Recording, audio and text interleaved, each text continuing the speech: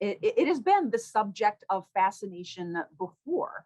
But each, I would say, group of people have had kind of their own angle on what resilience is. And so understanding where it's been, I think will be really informative on where we should try and push it today. When we started talking about nonprofit resiliency and its kind of counterpart, nonprofit vulnerability, a lot of that work was infused by the business literature, by people that studied business, particularly, I think, individuals who worked with accounting ratios, financial factors such as what's on your balance sheet, what is your revenue, where are your expenses going.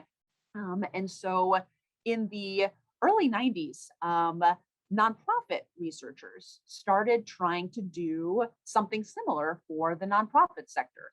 And they encountered a couple problems. And so this is where the nonprofit study of at least vulnerability started. Then kind of over time, non-financial factors started to come in. So it's not just about the accounting ratios.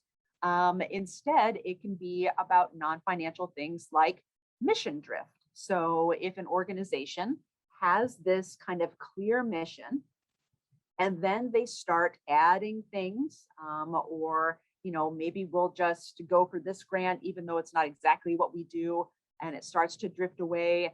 The dissonance that might cause with funders or with staff can cause organizations problems and can contribute to organizational closure, or things like staff conflict that can be problematic for the survival of the organization.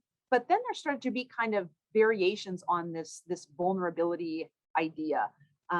So there was the adoption of kind of this system thinking framework. And you'll see a lot of that through the modules that we talk about. So it's really, it's helpful to think only about your own organization when thinking about resilience.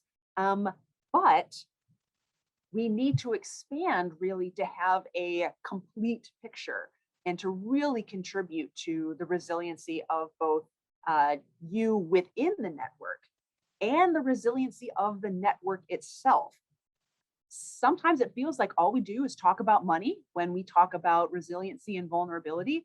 It's not true, but the money is there. So accounting ratios still are in pretty popular usage.